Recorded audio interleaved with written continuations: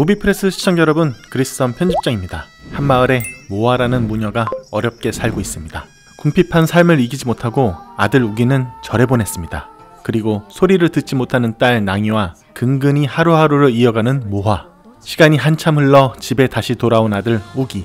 그러나 불경이 아닌 성경책을 들고 온 아들의 모습을 본 모화는 깜짝 놀라게 됩니다. 그리고 집안에는 긴장감이 흐르게 되죠. 아들에게 마귀가 씌었다고 생각한 모화는 우기가 자는 동안 성경책을 불태우기 시작합니다.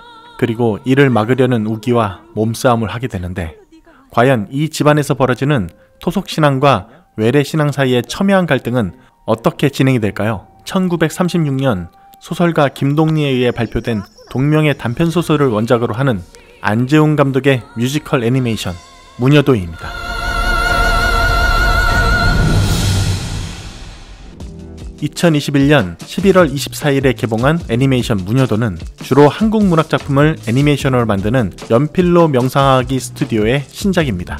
애니메이션계의 칸 영화제로 불리는 안시 국제 애니메이션 영화제에서 콩트르샹 심사위원 특별상을 수상한 이번 작품 무녀도는 시대의 변화 속에서 소멸해가는 무녀와 서양 종교 사이에서 벌어지는 운명적 갈등을 담은 애니메이션입니다. 독특한 작화와 섬세한 연출은 물론 뮤지컬로 극중 캐릭터들의 감정을 극대화하여 표현한 것이 아주 돋보이는 작품인데요. 과연 이 애니메이션에 대해 스탠리 에디터님은 어떻게 생각하시는지 무비 TMI 코너에서 내용 이어가겠습니다. 안녕하세요. 스탠리의 무비 TMI 시간이 돌아왔습니다. 반갑습니다. 오늘은 K 애니메이션 얘기입니다. 요즘이 어떤 시국입니까? K 드라마 오징어 게임, K 무비 기생충, 그리고 K-팝 BTS, K 배우 윤여정 선생님, 모든 분야에서 우리의 대중문화가 전 세계인의 사랑을 받으면서 정말 제가 뿌듯한데요. K 애니메이션은 아직은 아쉬웠던 게 사실입니다. 그러나 다행히도 제가 이전 시간에 소개를 해드렸지만 애니메이션 관련돼서도 주목할 만한 작품들이 최근 계속해서 나오고 있었습니다. 가령 제가 소개했던 기기객의 송영수, 그리고 또 얼마 전에 소개했던 클라이밍, 이런 작품들이 나와서 굉장히 제가 반가웠는데요. 오늘 또 한 번의 반가운 소식을 제가 들고 왔습니다. 안재훈 감독의 무녀도라는 작품입니다. 자, 무녀도 하면은 아실 분들도 있고 모르실 분들도 있는데, 김동리 선생님, 한국 초기의 근대 문학을 개척하신 김동리 선생님이 1930년대에 발표한 단편 소설입니다. 제가 학교 다녔던 중학생 시절에는 국어 교과서 시절에 소나기, 무녀도 이런 작품 읽는 게 필수였습니다만, 그 무녀도를 애니메이션으로 만든 거죠. 특히 이번에 무녀도를 만드신 이 감독님은 이전에 한국 단편 문학을 애니메이션으로 만드는 작업만 특히 집중해서 하신 분이란 점에서 아주 우리가 주목해야 될 만한 그런 경력을 가진 분인데요. 사실 애니메이션의 소재는 여러 군데에서 구할 수가 있습니다. 유아용, 어린이용, 아동용 애니메이션 아니더라도요, 많은 그 문학 작품이라든가 아니면 자기의 오리지널 아이디어에서 구할 수도 있고, 또는 여러분이 좋아하시는 러빙 빈센트처럼 예술가의 생애를 애니메이션으로 소재로 삼을 수도 있는데, 이 감독님은 독특하게도, 그리고 또 아주 심지가 있게도 한국 단편 문학만 애니메이션으로 만드셨다라는 거죠. 그래서 제가 이 무녀도를 보기 전에 소나기를 사실 봤었습니다. 그때